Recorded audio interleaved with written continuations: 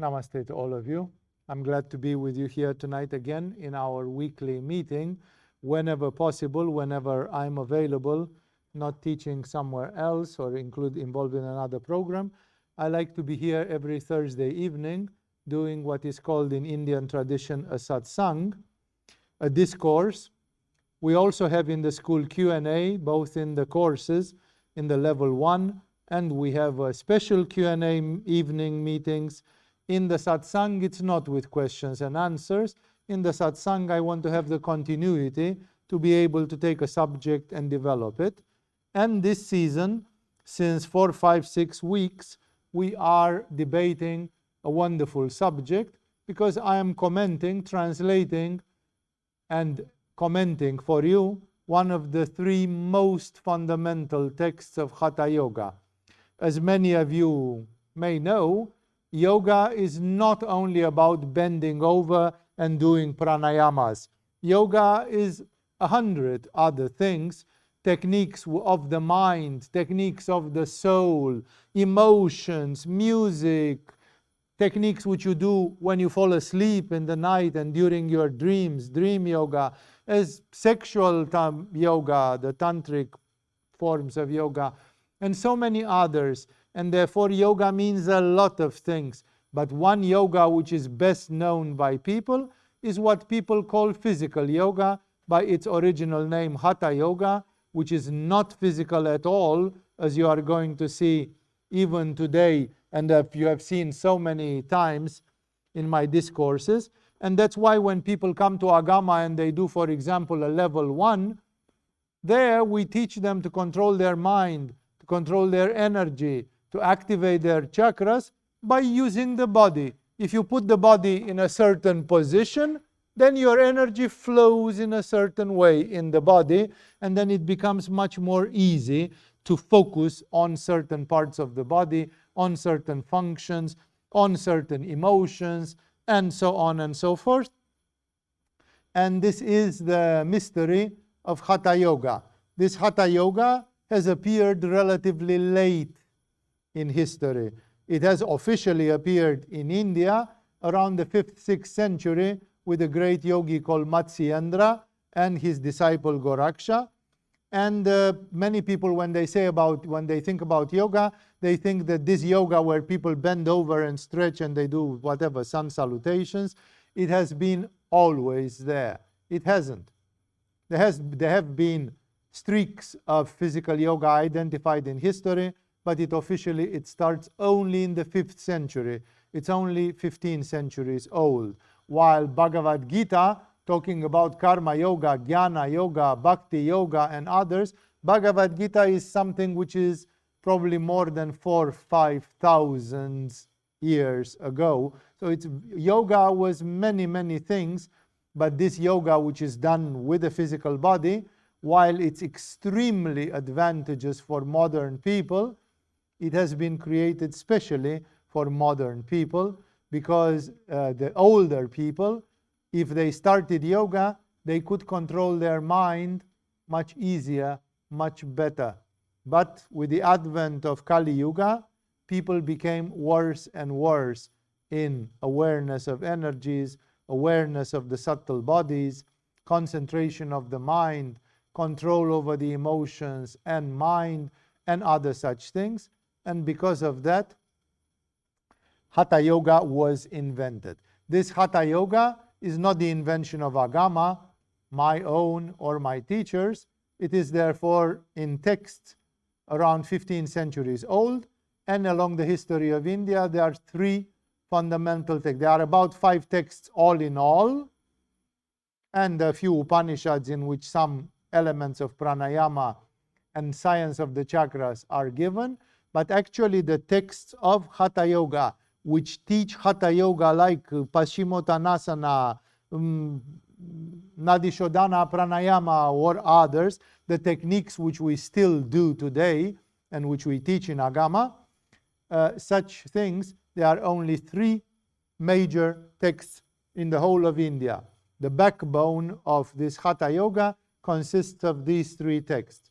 One of them I have commented about 6 years ago. It's the famous Gheranda Samhita, which is the newest of them, the latest of them, conceived in the end of the 18th century. Then another one, which I'm doing now, is the legendary Hatha Yoga Pradipika, the little light on Hatha Yoga. I have already done 4 recordings on it. I hope they are available on YouTube or wherever these things are available. And I'm continuing with these lectures, except if there will be major issues, major questions, major things coming up, perhaps Mahashivaratri coming up in a month or so, and then I want to make a special satsang about that. Otherwise, I will not interrupt, and I will continue with Hatha Yoga Pradipika.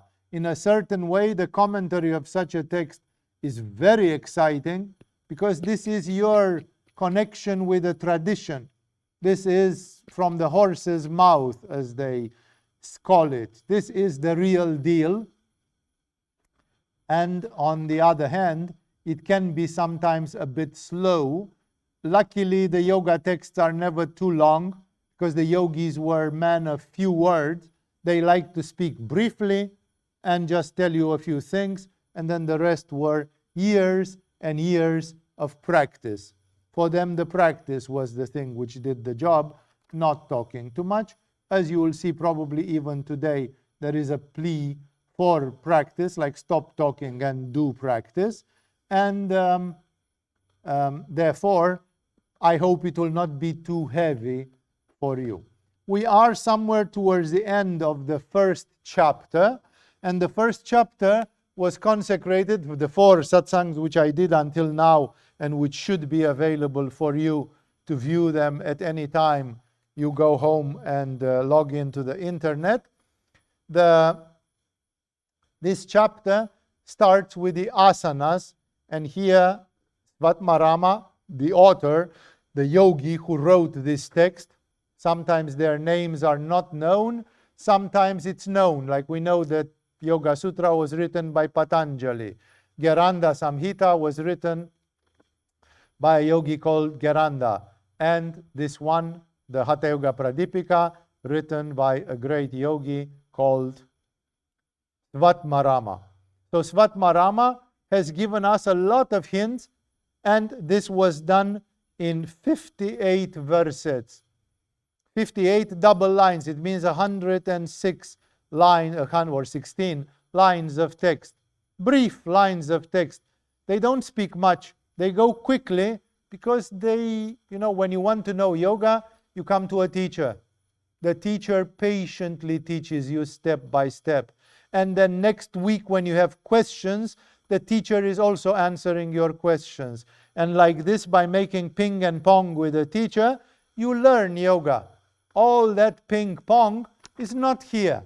Here there is just a draft of what is there, and all the rest is meant to be studied. So Svatmarama is not trying to replace your yoga teacher. Svatmarama felt that besides the oral teaching which he gave, it would be a good thing for the posterity, for the next generations, that he should leave a written draft of what his yoga was like. And he gives a measure of what he taught in his ashram to his disciples. But because there are only 3 such texts in 15 centuries of yoga in India, then obviously such a text becomes very precious, because they are very rare. And after I finished talking about the asanas. I am at the verse number 59, I'm sorry, right now, and the whole of the chapter has 67 shlokas. Shloka is the Sanskrit name for a 2-liner, a distich, or a verset, as they would be translated in the West. And therefore, I've actually got only 8 shlokas to go from chapter 1. But since I made 60 in 4 weeks, it means that I can go approximately 15 shlokas per evening, because sometimes I have to make extensive commentaries. And therefore, we will see, I will probably finish chapter 1 and get a chunk of chapter 2 going. There are 4 chapters in the classical version and the secret 5th chapter, which is very rare, which exists only in some versions of this course. You will see when we get there. So now that I made a proper introduction, because some of you are new to this process of having a satsang every week, and we are in a very peculiar team, very specialized, it's a niche thing that I'm analyzing for you, the Hatha Yoga Pradipika. So here it goes. 59, in the 58, Svatmarama said, you will get success in yoga in 1 year. If you do 1 year of Hatha Yoga the way I'm advising you to do, you will be good at it in 1 year already, but provided that you don't waste your sexual energy. That's the famous principle of Brahmacharya, which those of you who are in level 1 of yoga here, you always encounter in day 12, in the 12th day of our courses. There you have the explanations about yoga and the sexual energy. And he says if you do Brahmacharya, if you are not too much attached to the temptations of the world, and if you are having moderation in diet. And he explained in 58 that moderation in diet means to eat this way and that way. I'm not going to recommend that shloka, you find it recorded. And in 59, he actually goes hard on it, because he starts giving some of the 6 shlokas which follow are about this is what I mean but bad food, this is what I mean by good food, and he insists. And the list, first of all, as you would expect, does not contain vegetables from Germany, right? Because this is written by Svatmarama in the 13th century of India. So you will find no reference to potatoes. You can always say, what about potatoes?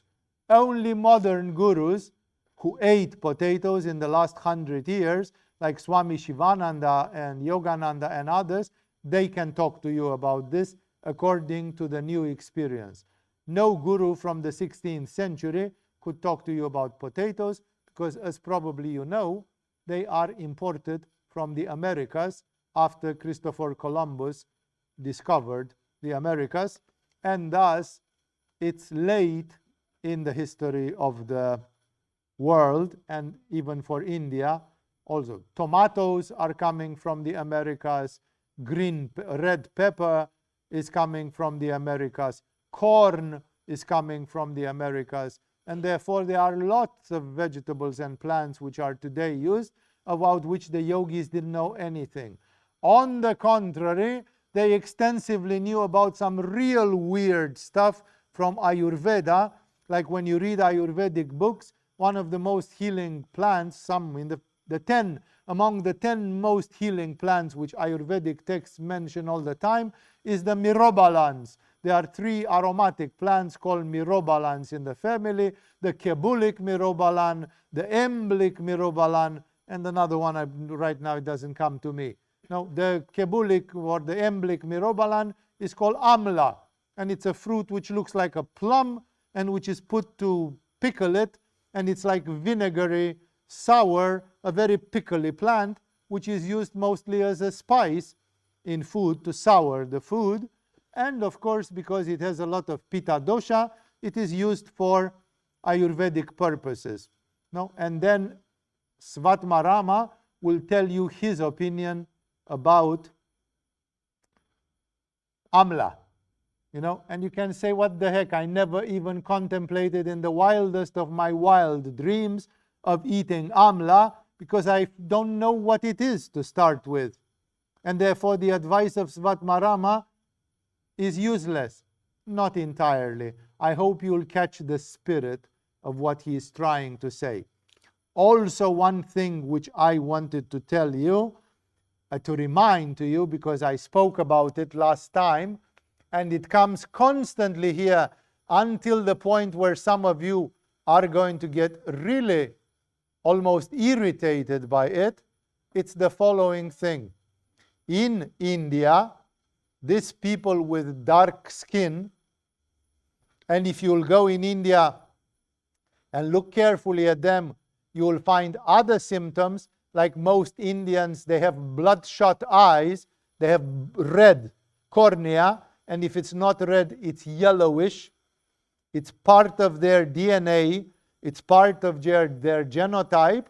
These people, this typology of people with darker skin and yellow cornea, it's a typology which in Ayurveda is called pitta. They have a lot of fire. And for these people, their fire is higher than the normal fire. I remember I have once seen a movie about Western female typologies, and it was called appropriately white and thick, because white women look like cheese from the standpoint of Indians. They are white-skinned and they are a bit plump. They are a bit overweight most of the time. They are well-fed. This is a typology which is called kapha in Ayurveda. Well, in India, almost nobody was kapha. First of all, because India was 500 million people and not enough land to cultivate food for all of them. So India has been for the last 2,000 years a country of famine. People died of starvation from time to time. When people die of starvation, nobody is fat.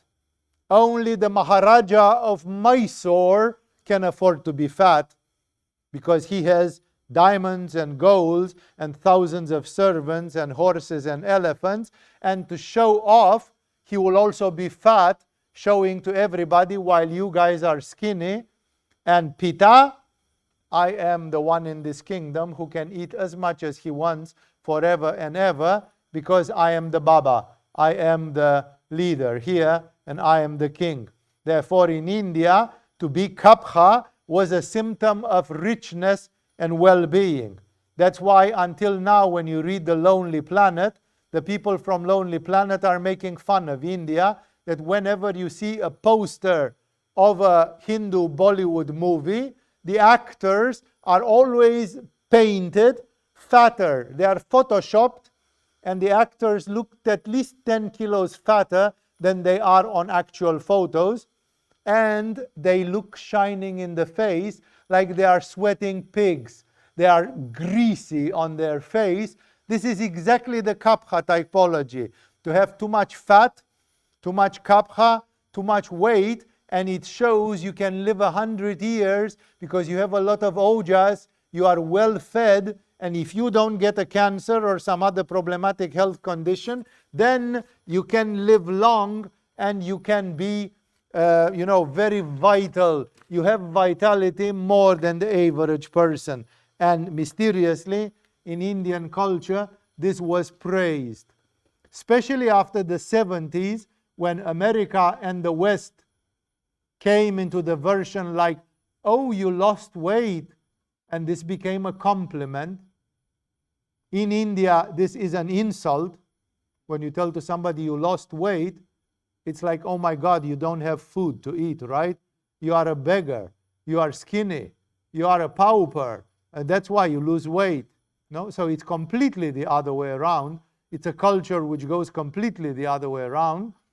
And until the 1970s, when the Farangs started going to India, and they were like, oh my God, these people are praising fatness. Yes, in the Indian culture they do, because chili, ginger, black pepper, and 100 other things which I don't remember, but you know what I'm talking about. They are all of them pitta, and they all of them make you lose weight. When you eat a lot of chili, any one of you wants to lose weight, here is a simple recipe. Every day, eat 10 grams of chili, 10 grams of garlic, 10 grams of ginger. And if you don't lose weight, then I am a false prophet. No, if you put a lot of fire in you, it burns so intensely that your fat starts dripping on your skin, You start sweating and losing weight, because this is the pitta type. And then the vata type is even worse. from this standpoint.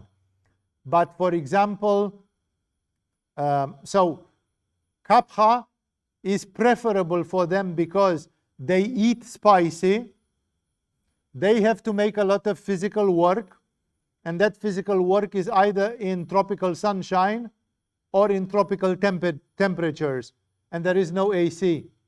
And therefore, when you work in heat and you do physical work and you eat spices, the final result is guaranteed to be that you lose weight. And that's why the Indians, when you see a street picture of Indians even today, most of them look pitta, and it's very, very difficult to find the kapha one. Among the yogis, it could be the same, especially with the yogis practicing Hatha Yoga. Believe me, when you do serious Hatha Yoga, like we have people, and I have been there and I know that, who are simply lazy. And we give them to do 2 hours of yoga per day. And then we ask them, have you done 2 hours of yoga today? Yes, but the first half an hour was a meditation. Sweating a lot, of course. Putting on a lot of muscle on you, this one. And then another half an hour I was doing music meditation. Great physical effort in that. And then I was doing some gentle pranayama and a long relaxation. And in the end, the question is, did you actually fucking do any physical effort? No, that's not my type of yoga. I'm trying to avoid that as much as possible. Yeah.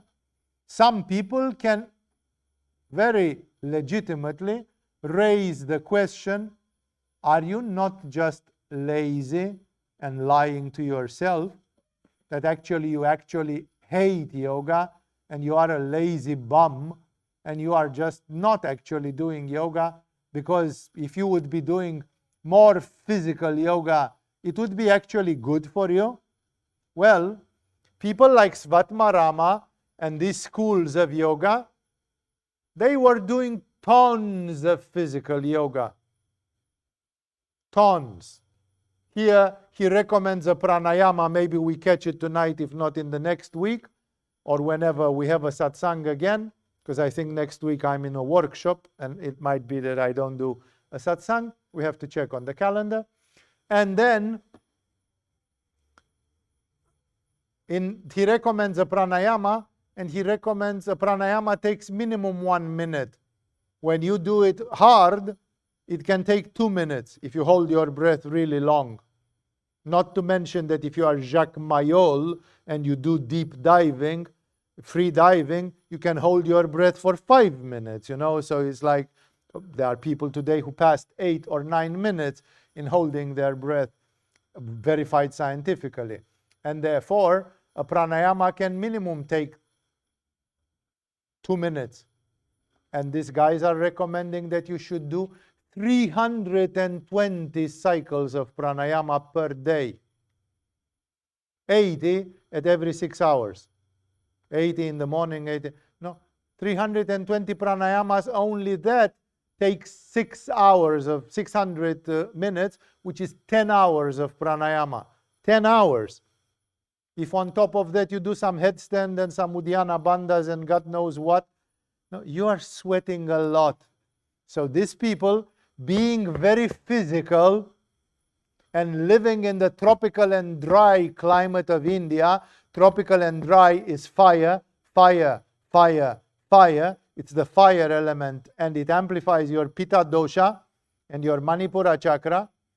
And because of not having abundant food to eat, being in a poor country, and the yogis were not maharajas, therefore this always becomes a problem.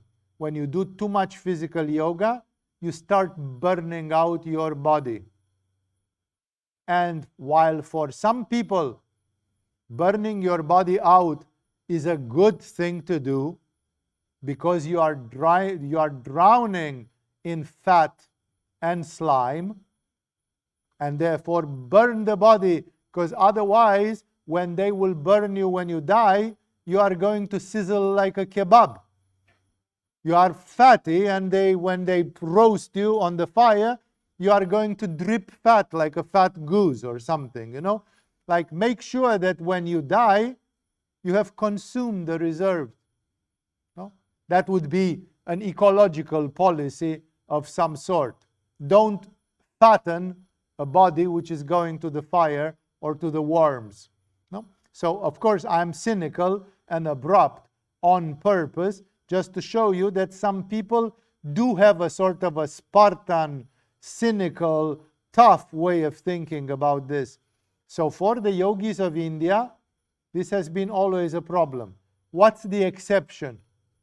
The exception are the big gurus, because the big gurus have less time to do Hatha Yoga, because they have to deal with 100 students, and they have to spend the day counseling and giving consultations and counseling to people. The big gurus get a lot of donations. Because of this, food is never a problem for the guru in an ashram, because the guru is the one who eats first and as much as he wishes. He is a sort of the king of the ashram. And because of that, very many gurus in the 20th century have seen to get fat. Yogananda Paramahamsa was fat. So was his guru, Sri Yukteswar. Swami Shivananda was really fat. Sri Aurobindo, when he got over his 40s, 50s, he was fattish. Others and others, I'm not going to make a list now, were fat.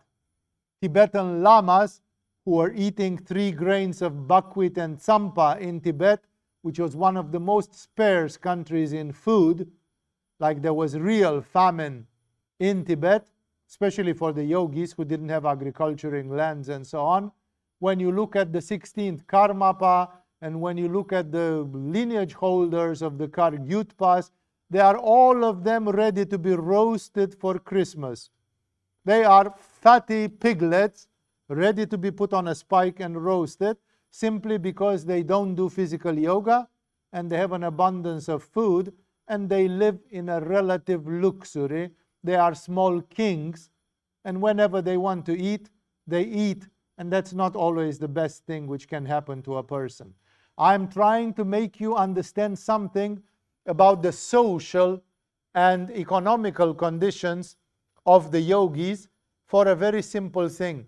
In India, being a little bit kapha, which means being a little bit greasy and fatty, like if there is a formula today about what is your ideal weight. It's all over the internet. You multiply your height with God knows what else, and you put that. That weight is considered too skinny by the yogis. Most yogis say you must be joking.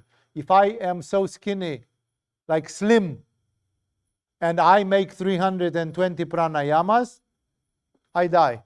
I simply die. In 1 week, I die. And that's why there is a culture in which rich people were abusing the food, but the yogis were actually needing it. Their gurus, like Svatmarama said, when you do my yoga, if you decide to spend 30 minutes on your head or 60 minutes on your head and then do 320 pranayamas, plus God knows, wait a second, we didn't even get to the Kundalini mudras and other killer techniques, really intense physically, then when you do that, you really need to eat. And you need to eat fat, a lot of fat. And the best fat which they had in India was, of course, milk and dairy products, and therefore the obsession of Svatmarama seems to be milk and ghee and ghee and milk and milk and ghee all day long. Of course, you're not supposed to do yoga on a full stomach, but otherwise when you eat, if you don't eat milk and ghee, you are not in a good place. Today, the ketogenic diet, the paleo diet, some of the Atkins diet, and a few others, they are all of them of the same amount. That healthy fat, which is very difficult, like a healthy fat is olive oil. But wait a second, there was no olive oil in India 2,000 years ago. It's a plant which grows around the Mediterranean. And therefore, if you want fats which are healthy, the most healthy fat, even by modern nutrition, is actually butter. Butter, and of course in India, they consider that ghee is an even more pure form than butter. And thus, don't be shocked, don't be surprised. Already in 58, Svatmarama was telling us that moderation in diet, you have to take food which is sweetish and unctuous, which means sweetish in taste and fatty, rich in ghee. Like, I don't even know what example to give you. The sweet balls which Ganesha likes to eat. The laddu balls or others. People will say, man, if I eat that, I would get a heart attack. Not if you are a skinny yogi doing 320 pranayamas per day and living in the tropical sun of India and not having huge amounts. Then you have this much food, you have a bowl to it, make sure that half of it is ghee or butter or milk or something, because your body needs that. Never forget, dear friends, that your brain is 75-80% or more, some people say, made of fat. Your brain is a fatty organ, and diminishing your fat or eating shitty types of fat, first thing which gets afflicted is your brain. So the American stupidity from the 1970, eat your carbs and cut on the fats. It's just a way of stupidifying a whole nation. It's a way of depleting people's brains by the fatty nutrients which are needed. Read any book on keto diet, and there you'll find the scientific, modern, 21st century argument about all that. Today, most of the Hollywood stars who want to lose weight, they don't avoid the fat. They eat excess of fat. They do ketogenic diet. Ketogenic diet is a diet in which 50% of what you eat is fat, but it has to be clean fat. Flaxseed oil, virgin olive oil, ghee and butter, and a few other preferred. The fat from the avocado fruits, and a few other things which are considered to be okay fats, with all the story with omega-6 and omega-3 and the other modern chemical things there. In India, things were very simple. There was no olive oil. There was no avocado. It's again brought from Mexico or some place like that. Didn't exist in the medieval times. Therefore, the only way to take abundant good fat for meditation, for the brain to burn, is ghee, milk, butter. That's where they revolve. So modern people are very shocked because ever since the 1970s, there is the erroneous belief, I dare say it's an erroneous belief, that Western people should not eat milk, that milk is a shit ingredient. And in India, they eat it by the ton. By the ton. No? And we have so many people who accuse, I have a lactose intolerance, I'm allergic to milk, and all that. Not in India. India is another planet. India lives on another planet, especially in the yoga environment, where this food is consumed. But please understand, it's in the tropical sun with a bit of pitta food, spices, and it's when you do a lot of Hatha Yoga and when you cannot eat tons of food, but the food is limited in total amount. In those conditions, then you have to reconsider, and the food has to be fatty and nourishing and sweetish. That's why it's a special environment, but otherwise you will not understand why things are like this. Also, one of the nutritionists who added another nail in the coffin of the milk and butter was the notorious George Oshava, the father of the macrobiotics, who was actually a very good nutritionist, but had one major problem. He was coming from Japan, and he thought that everybody is born to be a samurai, he being from a samurai family. And he wanted everybody to be snappy, quick, strong, yang, and full on Manipura chakra. And then he said, if you eat milk, it puts off your fire. Again, not if you do 320 Uddiyana per day. Then even 5 kilos of milk per day, they cannot put off your fire. But you have to look in the mirror. If you drink milk and your body, you look in the mirror and your body looks like a milk cake, that means you are white and puffed up, then obviously you are not doing enough pranayama, paschimottanasana, and hatha yoga. That means you eat more milk or butter than your manipura can burn. But if you eat a ton of milk and you look a la, I don't know, Brad Pitt or whatever in his good days, like Jean-Claude Van Damme in his youth, then you don't have a problem. That milk and ghee is getting combusted, and it's a very good fuel to combust. So you have to make a reality check and look in the mirror and simply see if you are on the side of too much fire or too little fire. It's as simple as that. And after he told us this shocking thing, that how can a yogi prefer a food sweetish and fatty, which makes people obese? I can guarantee that 99.9% Svatmarama was not obese. If he was doing what he writes here, he could not have been obese. But others who lived in the 20th century or so, they have been there. 59. Now he starts going painful in lists. He says the following types of food should be avoided. And there's a long list and very peculiar. He says bitter. And actually the commentator, Brahmananda, there's a yogi who commented, very brief comments. He gives us an example, a vegetable, which is very, very used in Asia and which is actually very useful sometimes. The Momordica charantia, otherwise called in English bitter gourd. You find it in macro. It looks like a long cucumber and it has some lines along it. It's the bitter gourd. Guess what? The bitter gourd, they make pills out of it today for diabetes.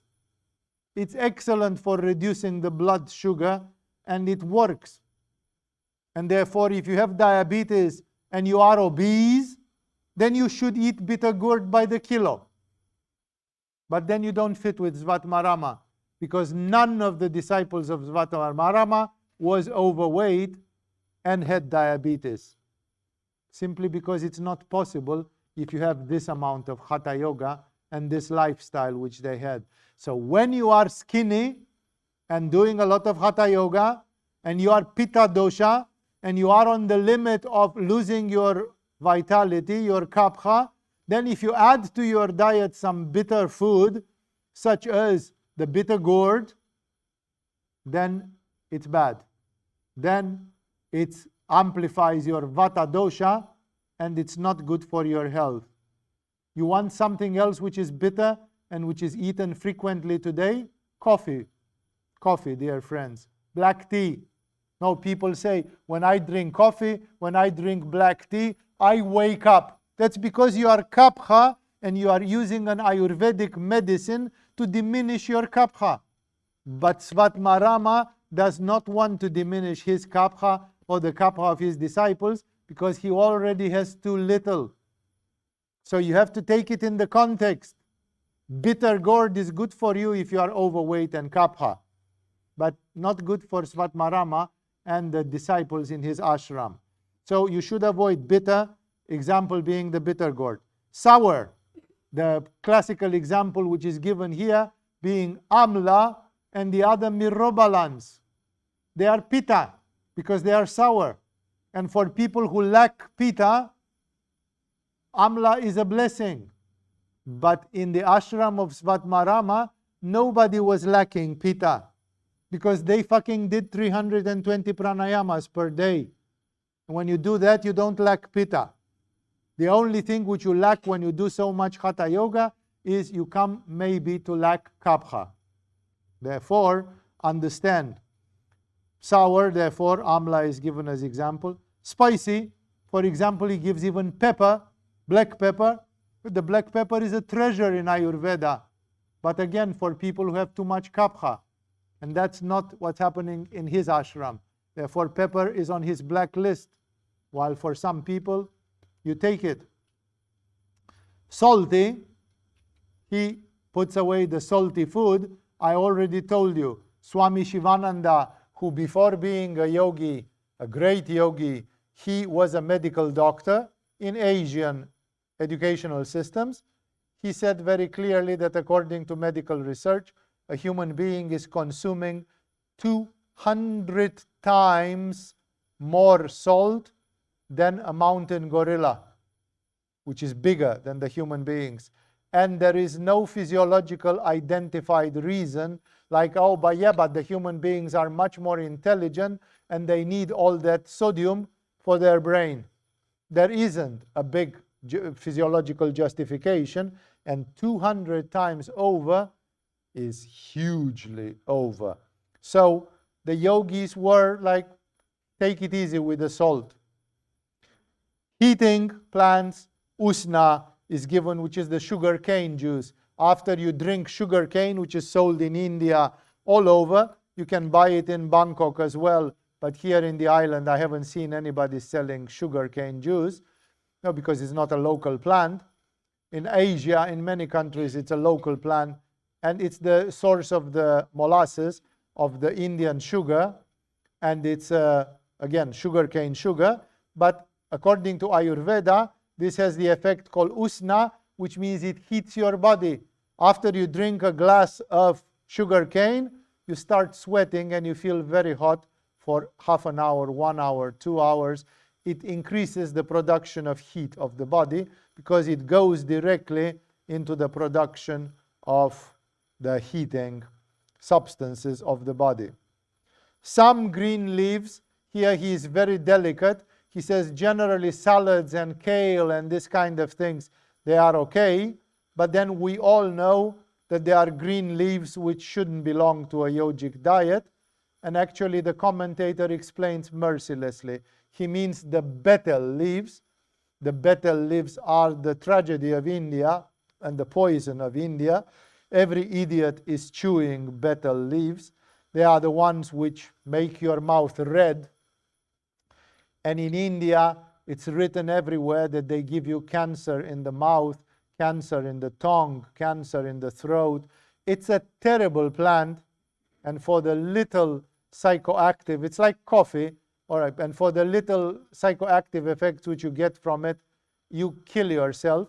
But it grows in the jungle, and people just take 1, 2, 3 betel leaves. We have known people who are eating betel leaves non-stop from morning till evening.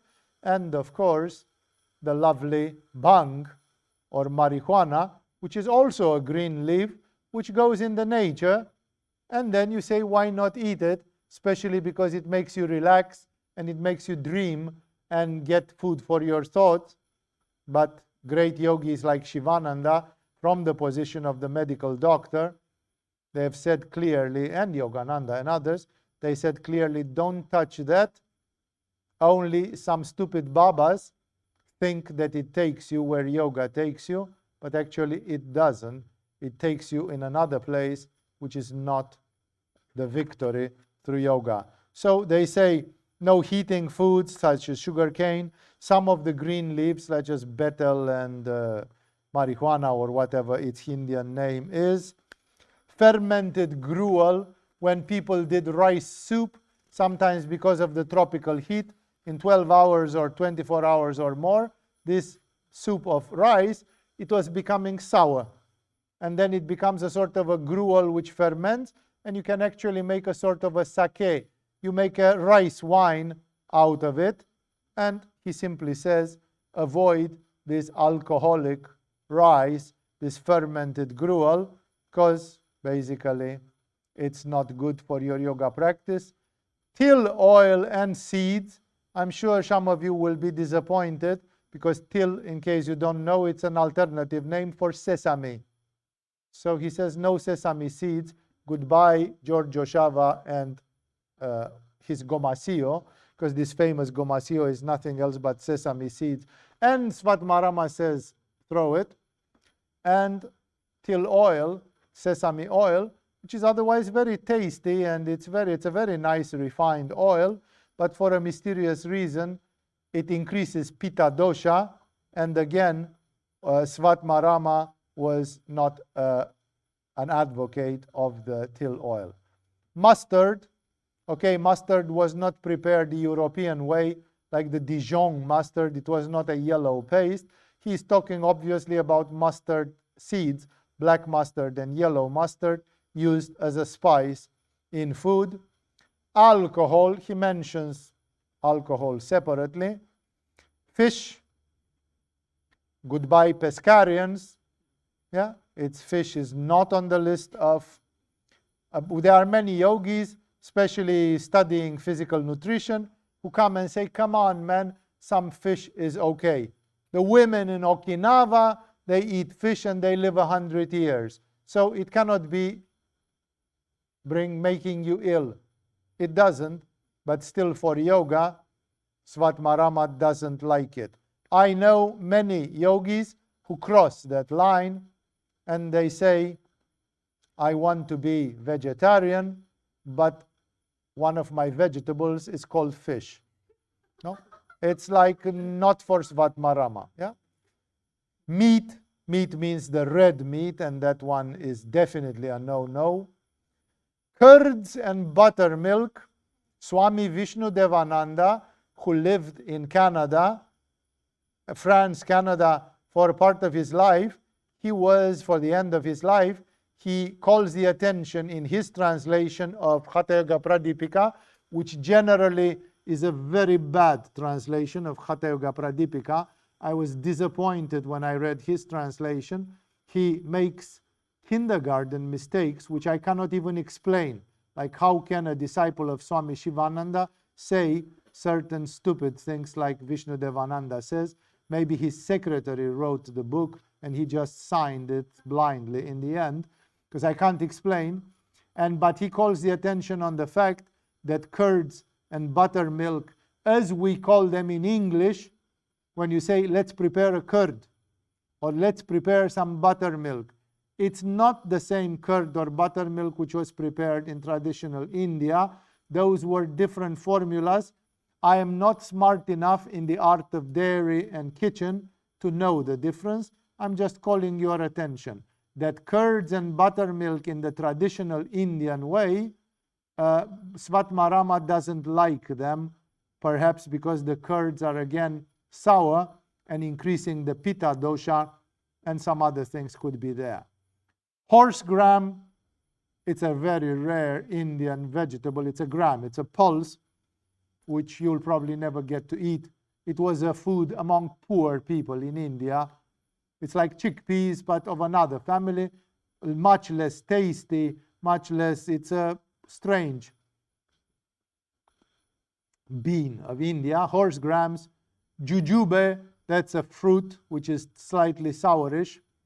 And again, there is a reference there probably to pitta. Oil cakes. The oil cakes are what you get when you squeeze sunflower or other sun and to get the oil out. And then you have a dry thing out of which a lot of oil is taken out, but they are still greasy. They are like some flat things from which I forgot, there is a name in English for those. Those oil cakes, he calls them here, and the translator stayed with that. Again, he doesn't recommend. A typical example is for people around the Mediterranean, especially in Turkey. That's how they manufacture the famous halva. The Turkish halva is basically coming from such cakes mixed up with sugar and other things after. Asafoetida or hing, this is a very, very pungent Indian spice. Fetida in Latin, or as the name of it, it even shows, because fetid in English, it means something which stinks really bad. Asafoetida, or the Hindu name hing, it really stinks bad. And if you ever encountered it, you remember it. And then he says garlic, etc., by which some people interpret garlic, onion, and other sexually stimulating plants. Here, the world of yoga is deeply divided, because when you do 320 pranayamas per day, then garlic and onion are definitely not your baby. Moreover, they stimulate you sexually, and if you want to be a celibate brahmachari, then they make you horny. And that's why it is understandable that in some yoga ashrams and in some yoga lineages, garlic was not okayed. On the other hand, in Ayurveda, exactly as amla and the mirobalans, they are great Ayurvedic remedies, really among the top 10 Ayurvedic remedies mentioned in Ashtanga Hridaya or in Charaka Samhita or in Sushruta Samhita and others. Nevertheless, garlic, onion, they are basic healing plants in Ayurveda.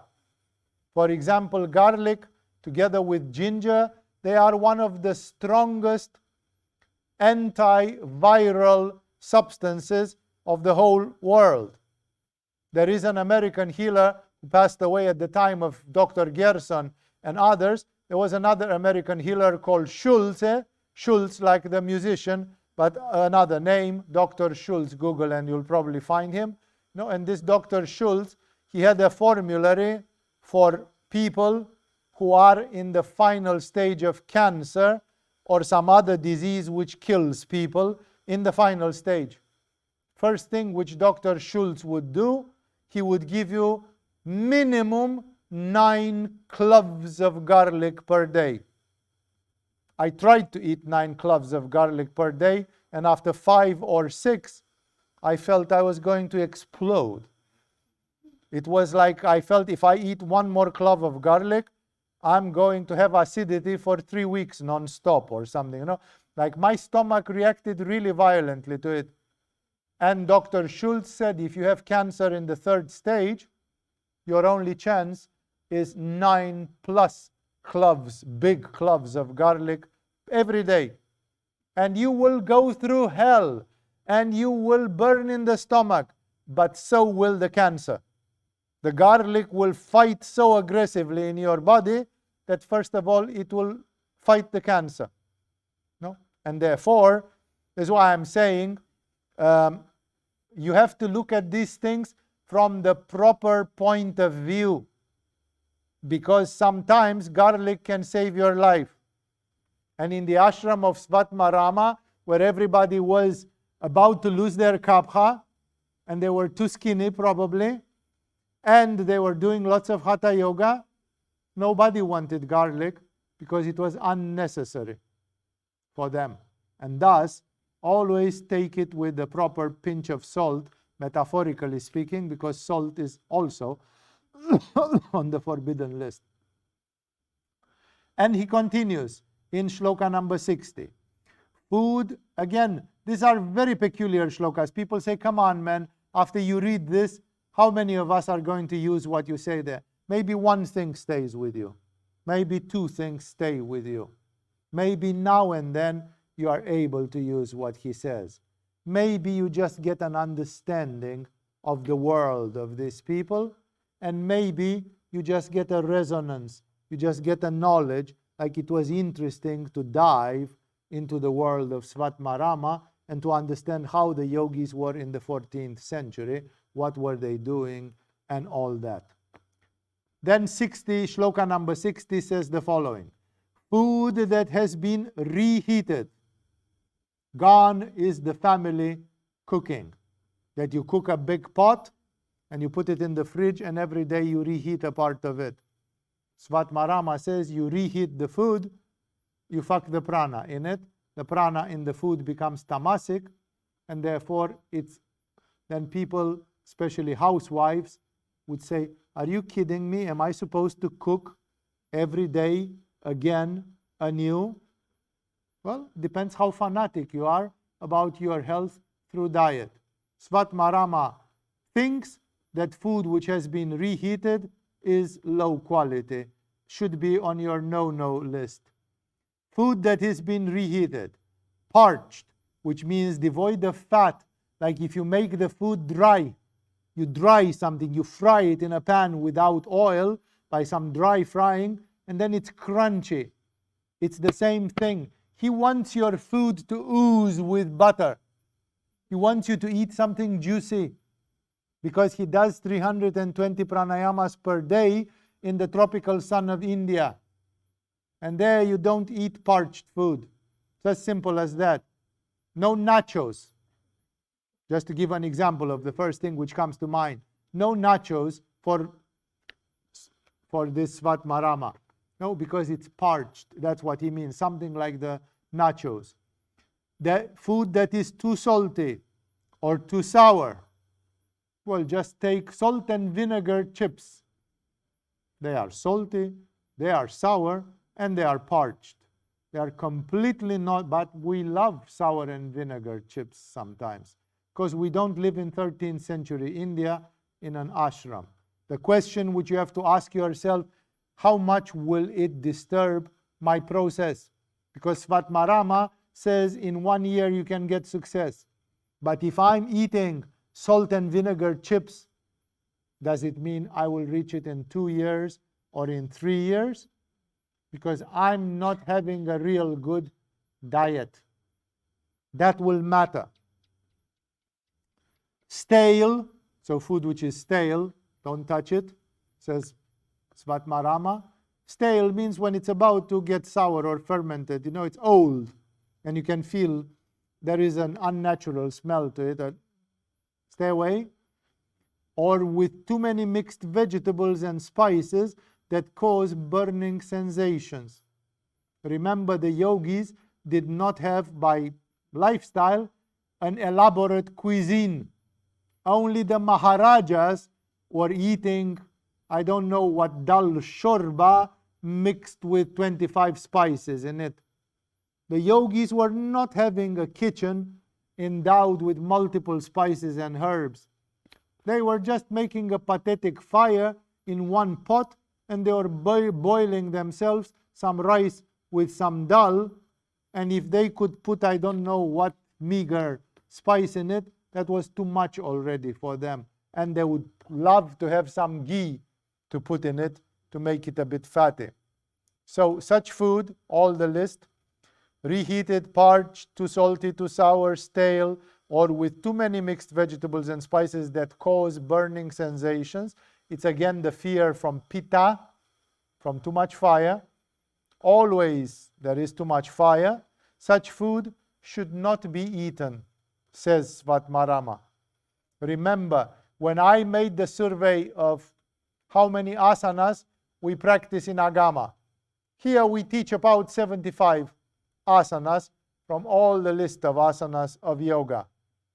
Out of them, approximately 20 to 30, 20 out of 75 or 30 work on Manipura chakra.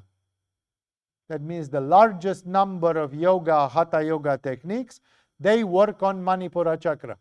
Therefore, you can expect that yogis who did lots of Hatha Yoga, they had very huge Manipura chakras, which was very good for sublimation, very good for their dynamism, but not very good for their kapha, because it could parch them, it could dry them down. And thus, okay.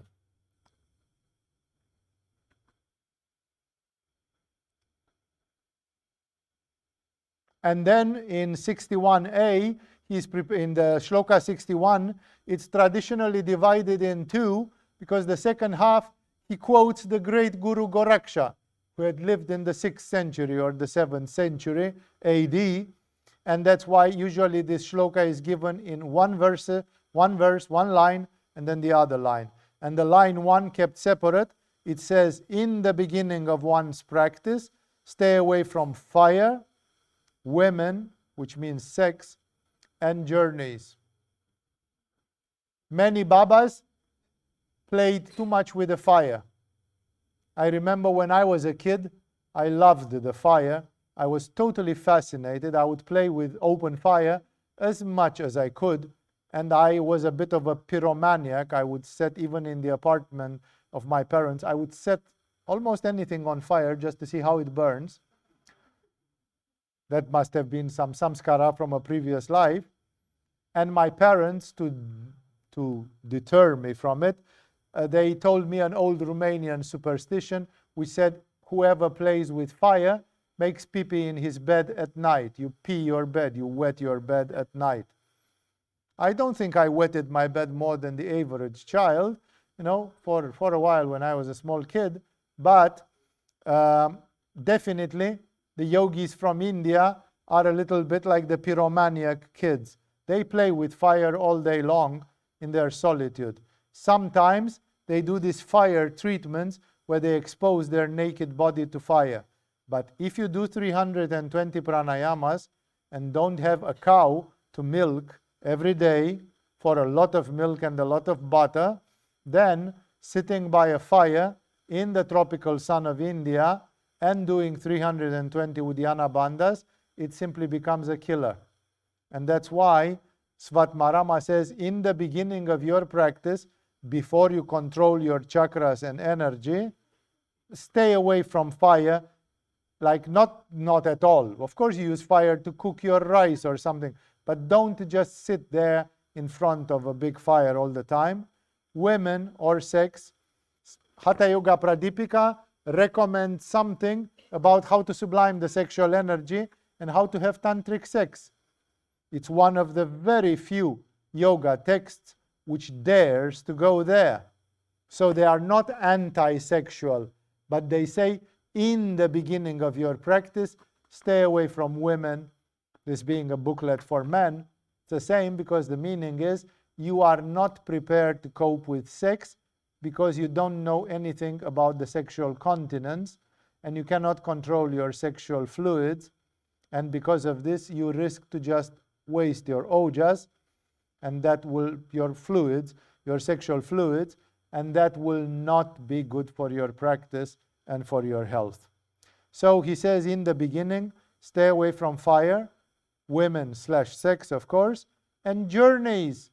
It is known in Ayurveda that when you move too much, like you sleep here, you go there, you move all day long, that is a typical symptom of Vata dosha. People that are Vata, they are restless and move all the time.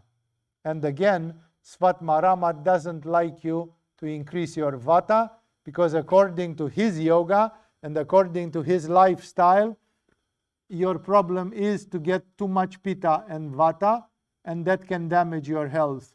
And therefore, he says, in the beginning. Why only in the beginning? Because after years and years of yoga, you feel, as soon as you made a little excess, you feel like, oh, wait, I got too much Vata, now I have to sit quiet and eat a lot of ghee and rice or whatever to kind of diminish the Vata and increase my Kapha again. So experts can cope with small abuses here and there, but beginners cannot. And that's why he recommends you to be careful, especially when you don't feel your body, when you don't feel your chakras, when you don't feel your energies.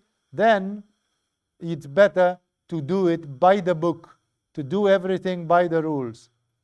And 61b quotes, as Goraksha, a great guru, the second most formidable guru of this lineage, as Goraksha said, quote, and he quotes it, but it's not an exact quote, one must avoid the company of the wicked or evil-minded. So, no, it's like try to interpret it in any way. There are people who are evil-minded. Maybe some of them are your friends and you are ashamed to say it or even think it. But when you think about Walter, what is he doing in the last 365 days? You know, Walter is really wicked. Walter is a total asshole.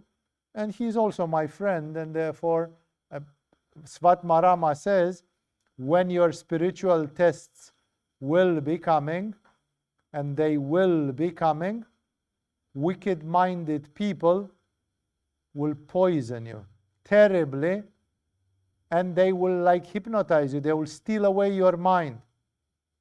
We had people who were devoted to this school, and when we had a scandal in 2018 where I was accused of rape without any foundation, then some people went up in flames.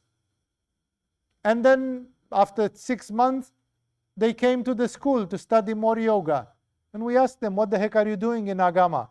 Like, we know it's a splendid yoga school where you can learn real good quality yoga.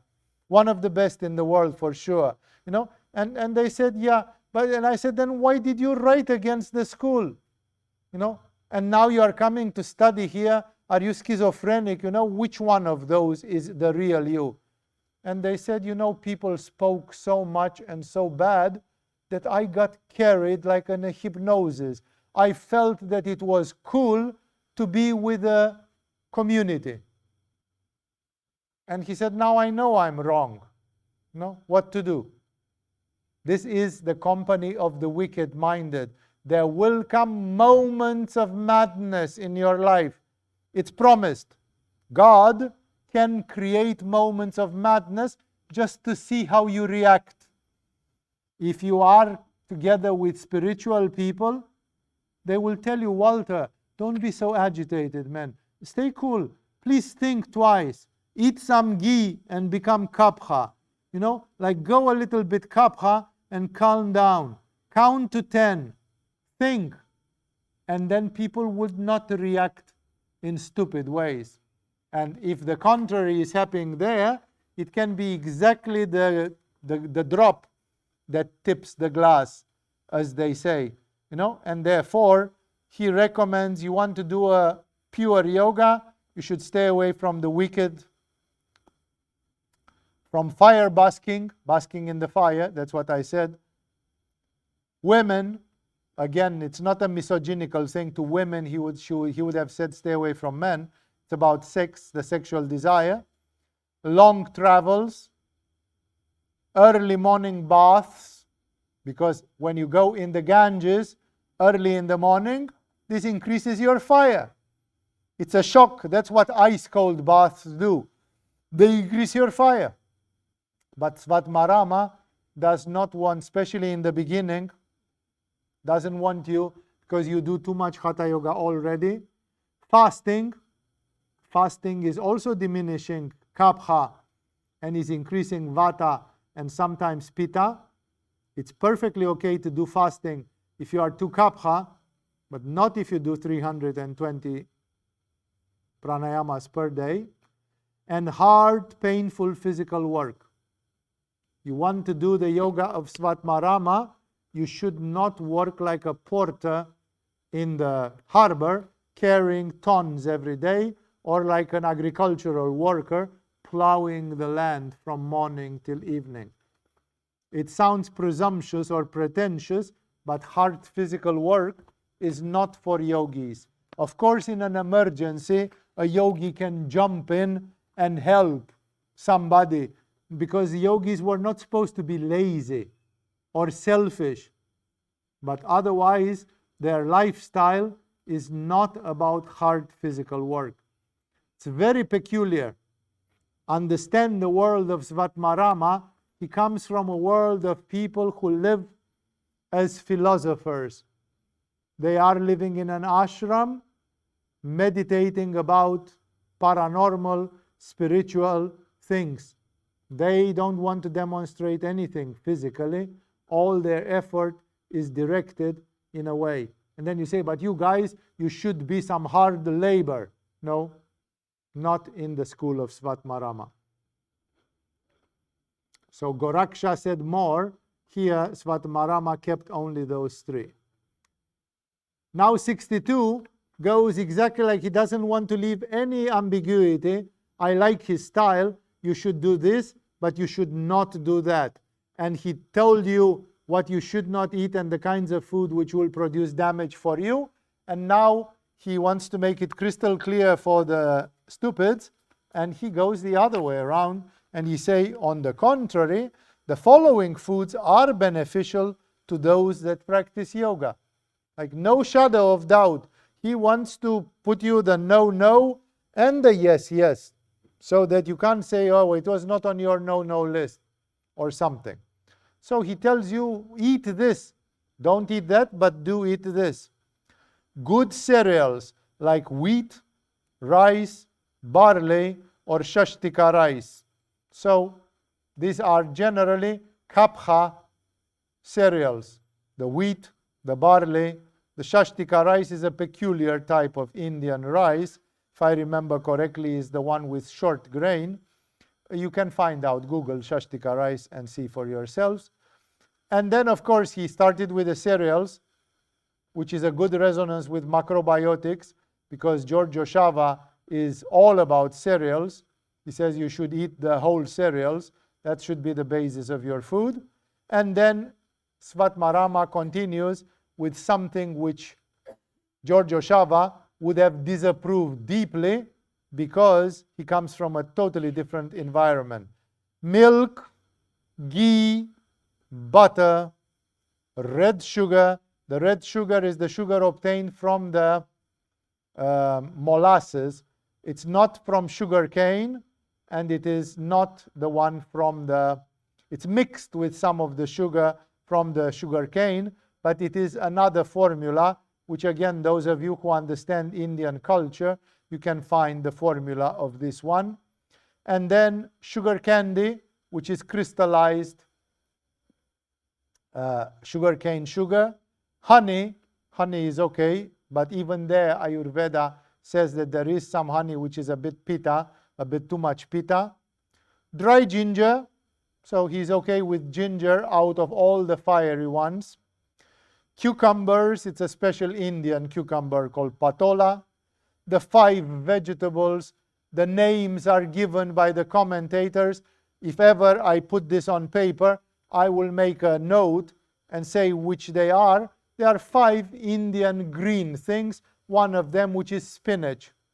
Yeah? So he means spinach, kale, lettuce, and some other 5 green vegetables. Mung beans, which are the green grams. You all know the mung beans. They are somewhere between beans and lentils. And other such pulses. So he is fine with lentils generally, as well as pure water, which actually is given under the expression which denotes rain water. Yogis often recommended that if you live in a rainy place, you should collect the rainwater and drink it. Today, many people would say rainwater is acid. It's polluted with industrial dust. We live in a different century, definitely. In the 14th century, rainwater was very welcome because it was pristine, totally pure, and therefore it's there. 63. Yogins should eat food that is wholesome and sweetish, pleasing to the senses and suitable, mixed with milk and ghee to nourish the 7 dhatus. The 7 dhatus means the blood, the bones, the fat, the flesh, everything in your body, the 7 constituents of the body. And so it's an Ayurvedic terminology. This Svatmarama surely knew a lot of Ayurveda, because he always uses words from Ayurveda, and always when he gives health advice is aligned with Ayurveda. But as you can see, he says again food which is wholesome, which means nourishing, like whole wheat. Some people say, but Swamiji, I have got allergy to gluten.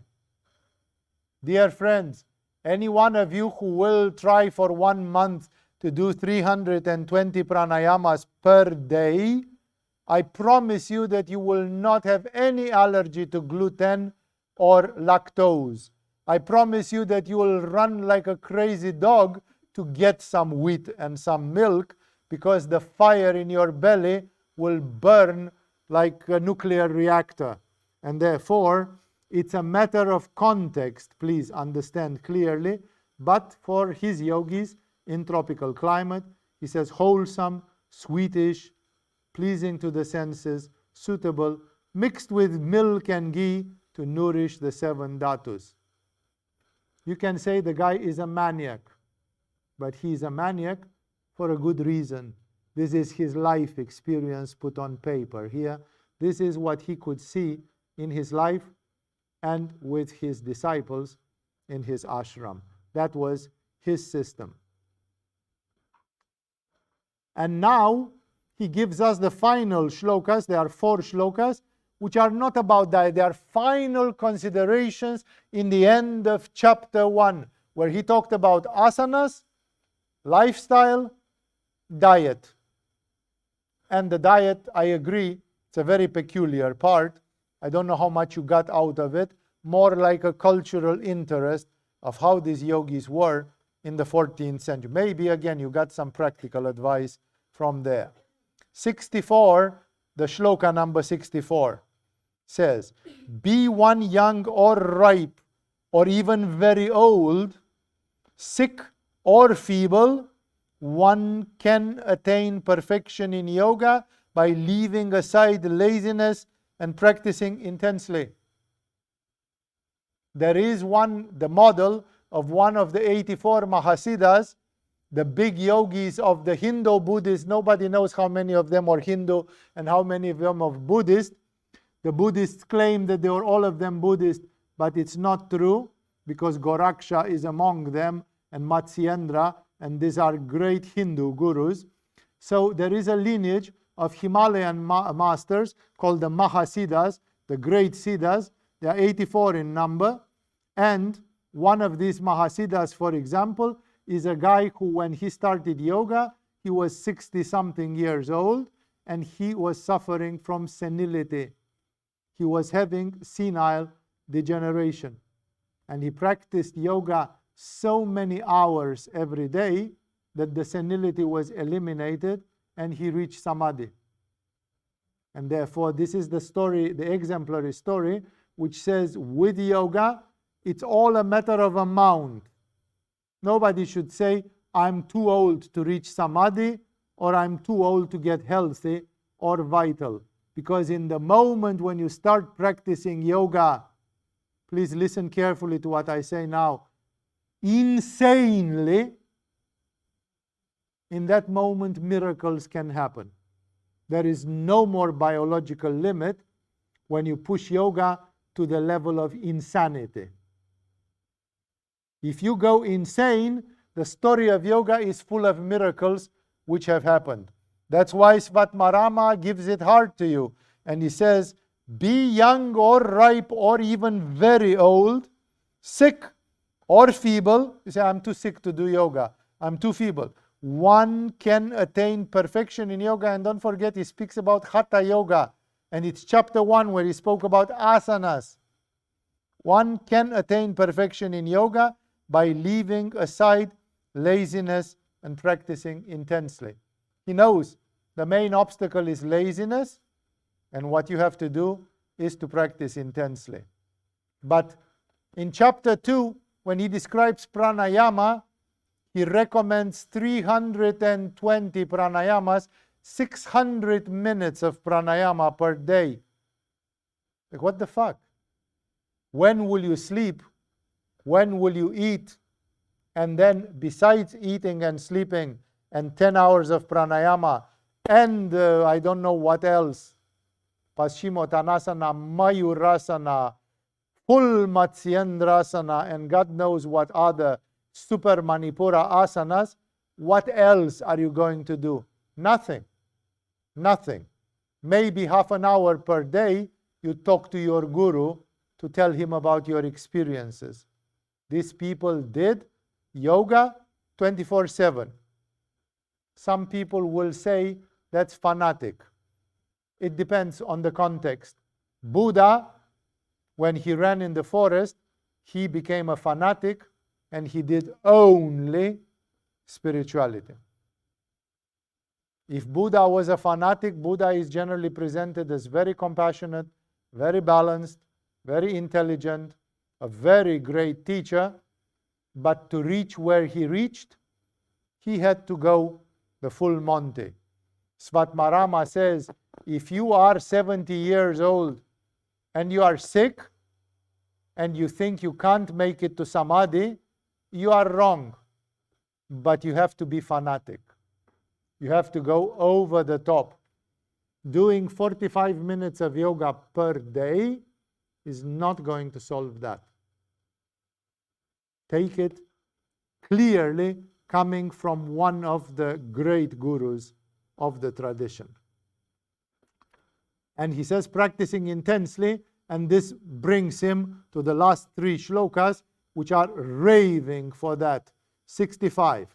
Success, which means success for him, you know what it means. Success is attained by those who practice systematically only. How can one attain siddhi, and siddhi means spiritual perfection or paranormal abilities, without practice? Perfection in yoga is not achieved by merely reading holy books or shastras. 66. Nor by wearing a yogic robe, neither by just talking about it, about yoga. Only steady practice brings perfection. This is the truth without any doubt. There is an equally strong paragraph in the Shiva Samhita, which goes like 7 shlokas, only about this, like a mantra. Practice, practice. If you don't practice, everything comes through practice. Nothing can replace practice. Grace can replace practice, but grace is not stupid and doesn't usually come to those who don't practice. Even Ramana Maharishi, who became enlightened at the age of 17 without doing any practice, after that he lived for 30 years in temples in Tiruvannamalai, and there he practiced all day long. Although now he was enlightened, but he was not experienced. And he practiced after he got enlightenment. But he still needed to practice. Even an enlightened yogi practiced like crazy for a long time. And the final shloka of this chapter concludes by saying, the asanas, various kumbhakas, by which he means pranayama, chapter 2, and excellent karanas, by which he means the mudras, chapter 3. These are 3 steps. He says, do asanas, do pranayamas, do kundalini mudras. So these are 3 steps for him. The asanas, the various kumbhakas, and excellent karanas, which is a nickname for mudras, are all to be practiced in the path of Hatha Yoga until the fruit of Raja Yoga is obtained. The fruit of Raja Yoga is clear. It's Nirvikalpa Samadhi, because the final authority in Raja Yoga is Patanjali with his Yoga Sutra. That's the most advanced text of Raja Yoga which India has produced. And I'm going to give some commentaries on it next week when I do the Raja Yoga workshop, for example. And thus, he says very clearly, asana, pranayama, mudras, and everything on the path of Hatha Yoga, it has to be practiced until you reach Nirvikalpa Samadhi, which means the fruit of Raja Yoga, because that's the fruit of Raja Yoga. Thus ends the first chapter of the Hatha Pradipika. Of course, it was meant Hatha Yoga Pradipika. And this having concluded, I would like to practice with you a few shlokas until we get to the right timing to have the time of the satsang fulfilled, going to the second chapter, which is the chapter on pranayama number 1 shloka is introducing in the subject. Thus, having become well versed in asanas, so he expects that you are good in asanas. In Agama, we teach some elements of pranayama in the second level of Agama, and the first full pranayama in the third level of Agama only, because that's the science of Hatha Yoga. You have to have a background of asanas before you can do successful pranayama. We are not trying to tease people or postpone pranayama uselessly. Pranayama can properly be done. So that's what Svatmarama says. Thus, having become well versed in asanas, the yogin with his senses under control, so he means you can concentrate your mind and be a little bit self-controlled, have some self-discipline, and eating a wholesome and moderate food, he says that is also included. It stays with pranayama. Don't eat shit food when you do pranayama. Should practice pranayama according to the instructions of his guru.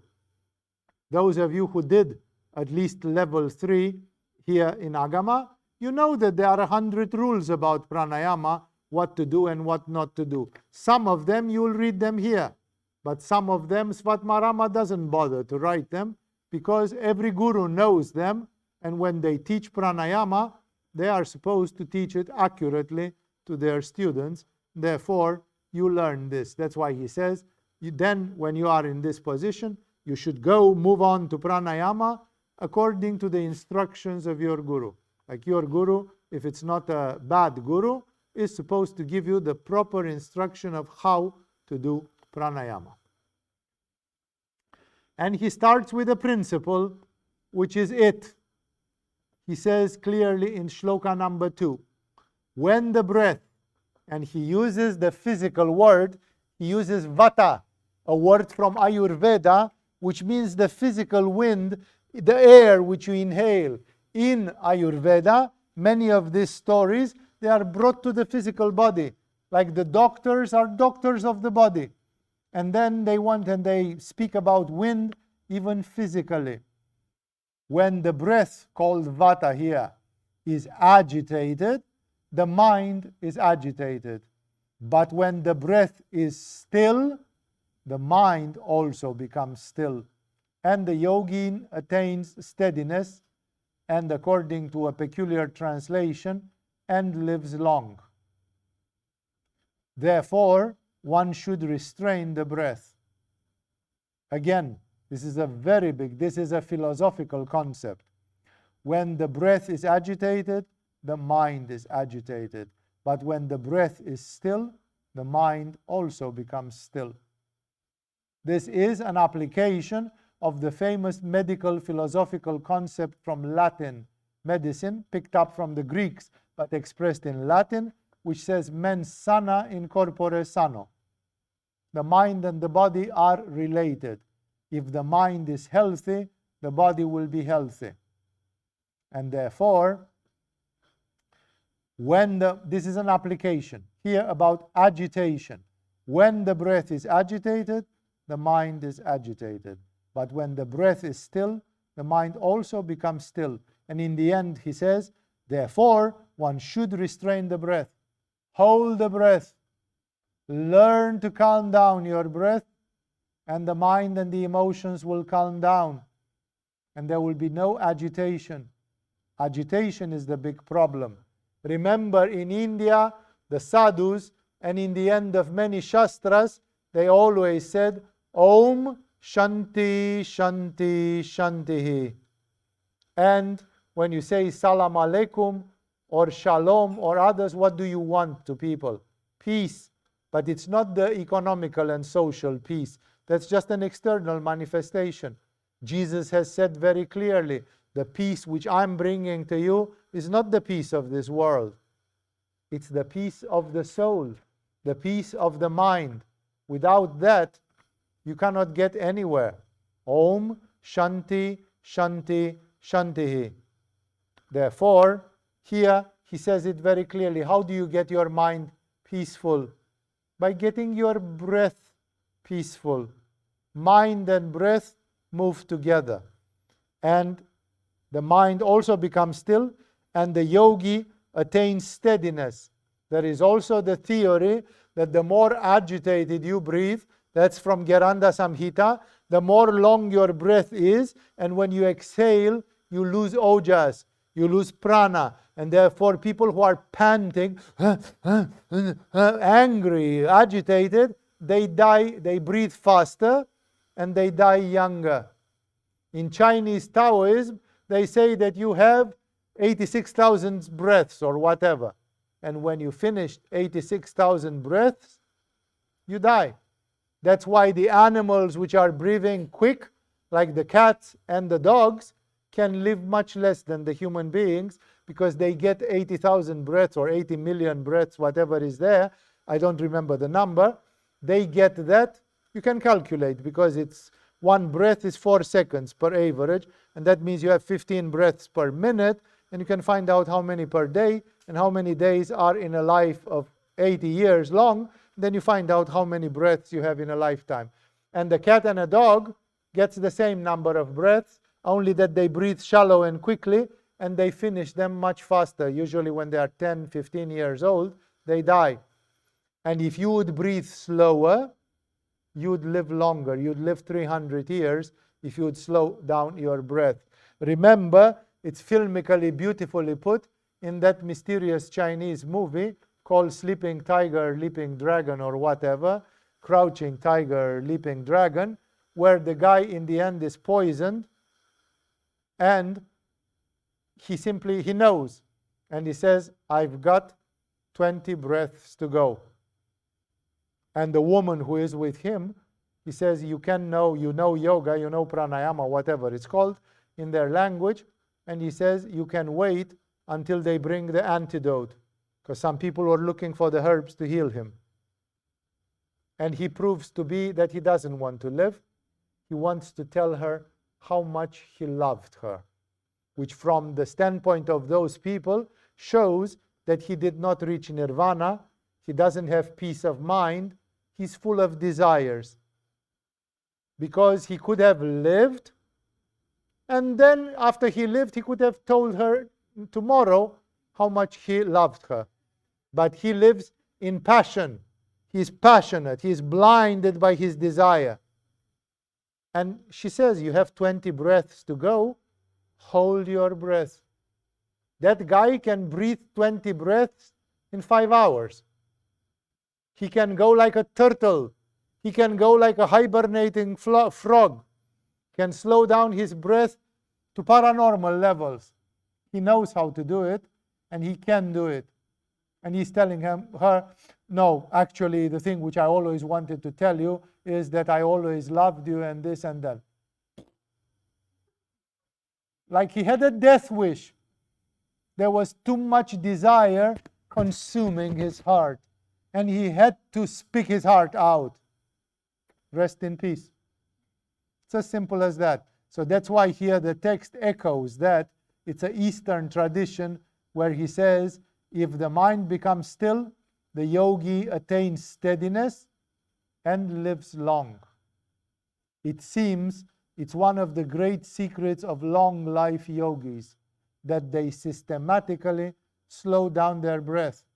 Hey, I go on the street and somebody irritates me. My pulse goes up to 100 and my blood pressure goes to 170. I'm going to die younger because everything accelerates. The bastard insulted me and so on. You're on your way to death.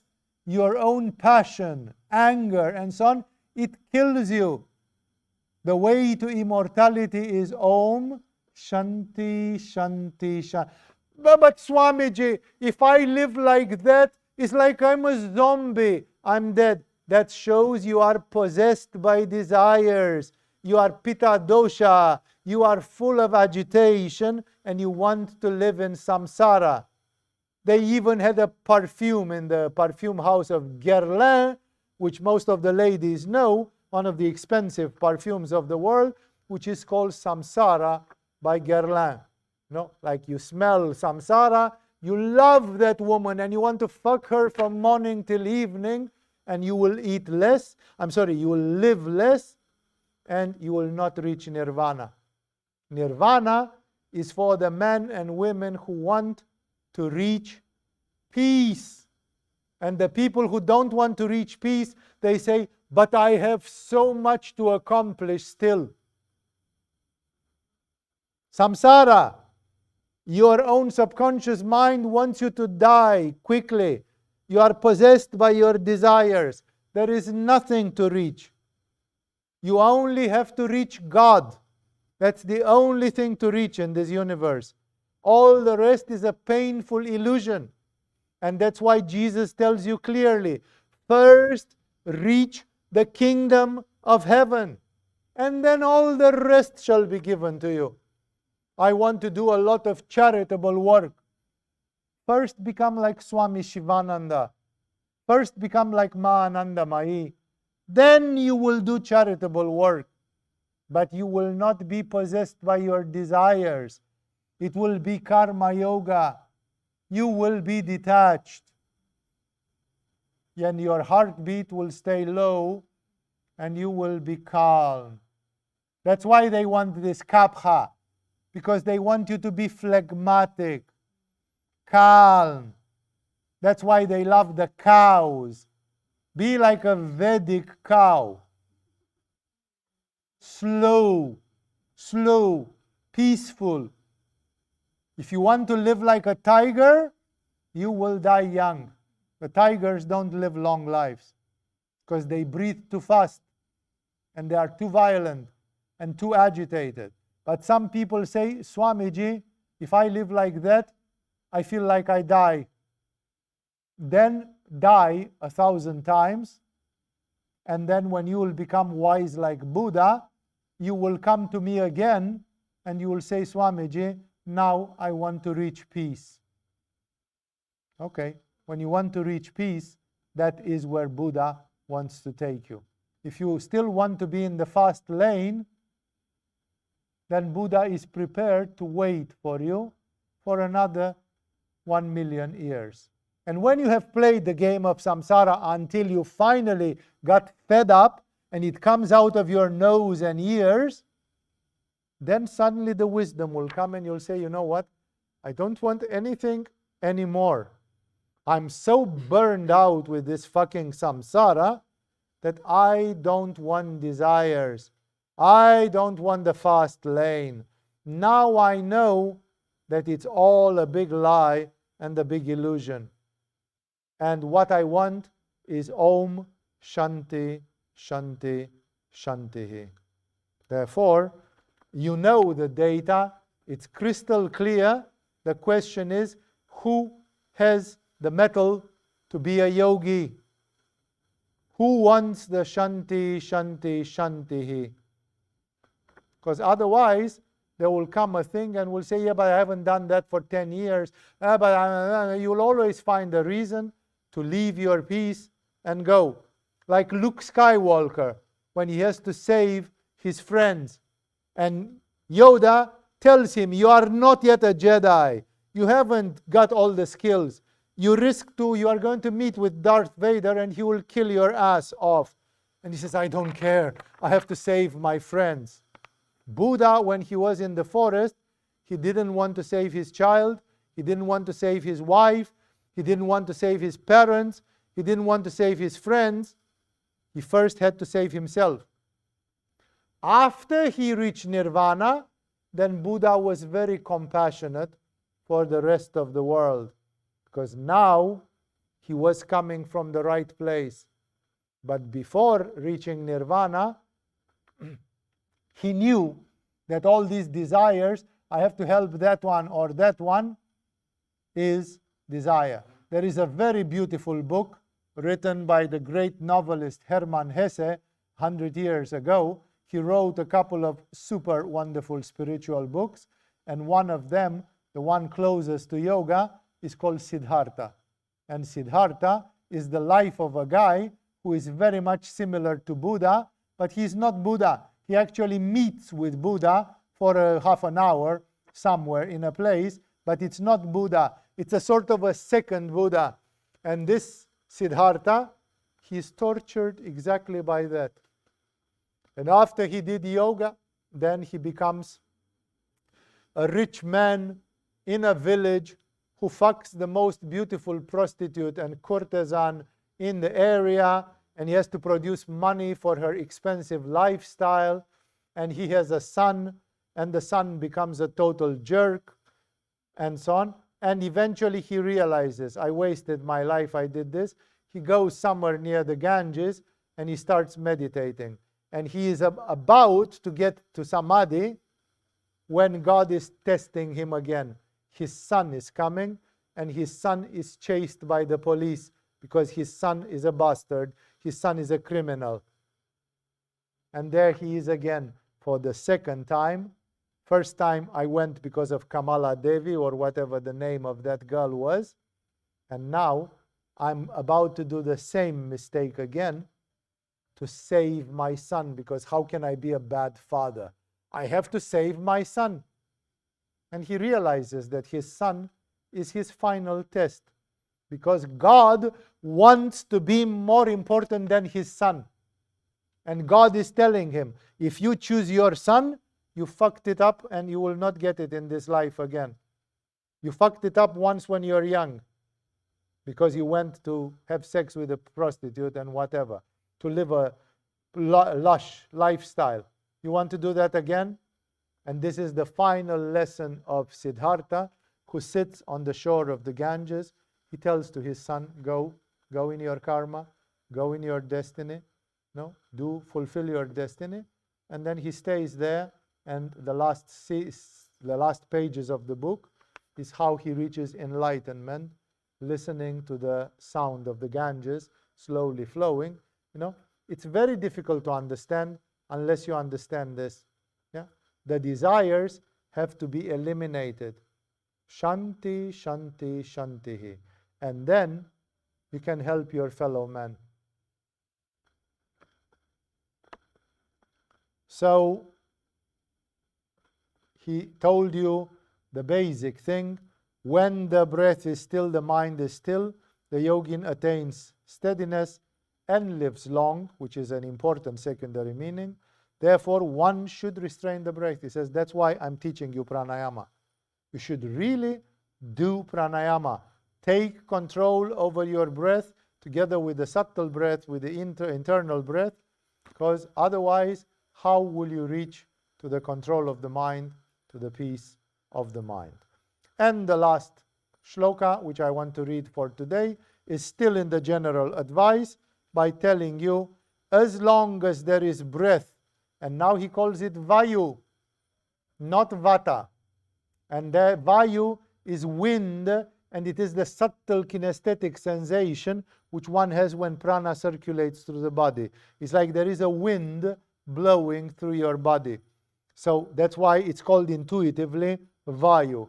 And therefore now he says, as long as there is vayu in the body, but this vayu is therefore not physical air.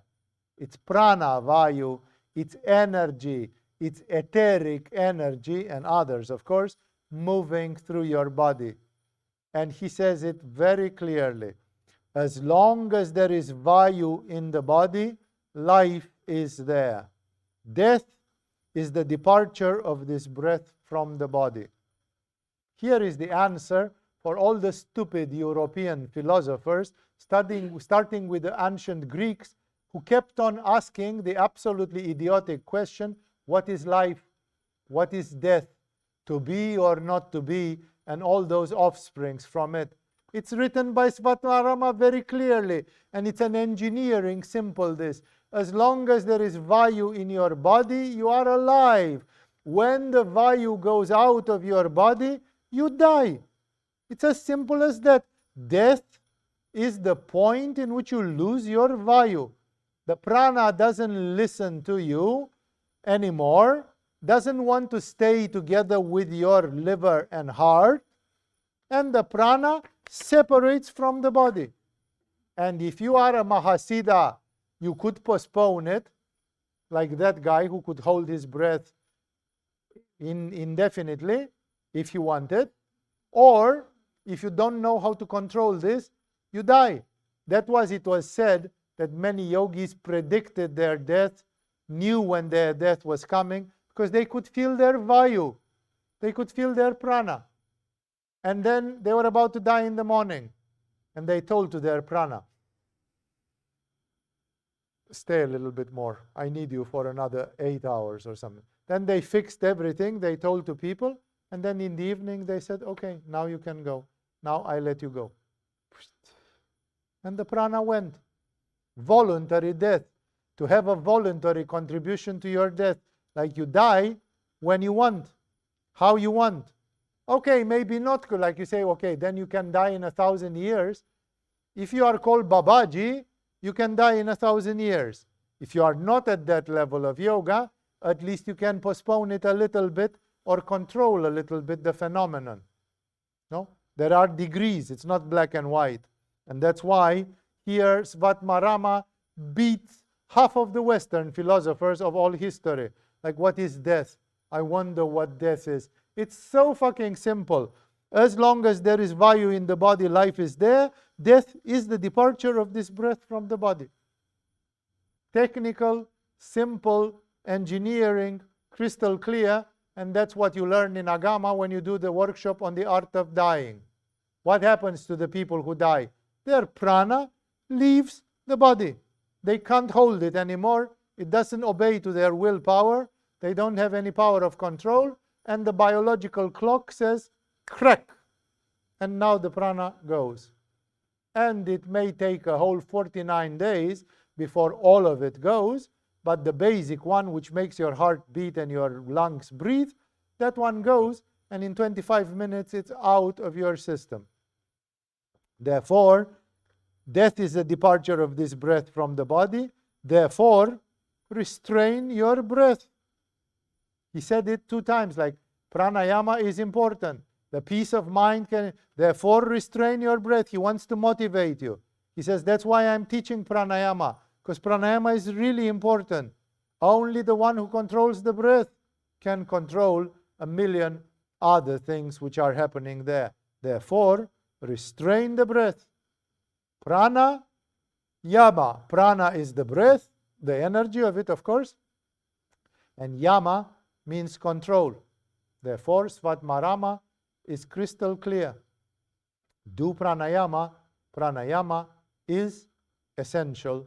And of course, you are going to see that he's teaching it at a level which you don't find in yoga books. I will challenge you to find on internet 10 books on pranayama and to see if any one of them gets to where this gets. None. None. Even the notorious Iyengar, he wrote a book on pranayama or something. It's nonsense. It's a book on oxygen and carbon dioxide. It's a book on the anatomy of the lungs. With pranayama, this joke is not possible anymore, because pranayama is about the vayu in the body. If you don't go to the energy body, pranayama is a nonsense, because we don't do pranayama to do gymnastics of the lungs and to put more oxygen in the lungs. Those are completely collateral effects. Death is when prana leaves the body. That's what is at stake here. To be able to control the process which keeps you in the body and keeps you alive, and which agitates your mind and calms down your mind and does many, many other things, as you are going to find out. Therefore, the last shloka was number 3. As long as there is breath in the body, life is there. Death is the departure of this breath from the body. Therefore, restrain the breath. Controlling the breath up till a certain point makes possible control over death itself. Theoretically, if you would reach to the level of Milarepa and of Babaji, then you could not die. That's why the title of the first PhD on yoga, it's Yoga, Immortality, and Freedom. The yogis simply say, very seldom in history there appears a person with such good samskaras, and such good self-discipline and willpower that they will go to the bottom of this. Because most people are disturbed and distracted by the samsara, by their desires. But it's possible. It doesn't mean that it's impossible. It's possible if you are all for it. Therefore, as Svatmarama says, restrain the breath. Pranayama is the door to paranormal abilities, life and death, and almost everything which exists in the world of energy. Pranayama is the big thing there. And you will see next week's when we continue our commentary. I stopped on chapter number 2, shloka number 3, and we'll take it from there next time when we comment on Hatha Yoga Pradipika. Thank you all for joining tonight. I hope it doesn't go too slow or it's not too technical for you. I hope you still learned something from all these things. Enough for tonight. See you in the next activities here in Agama.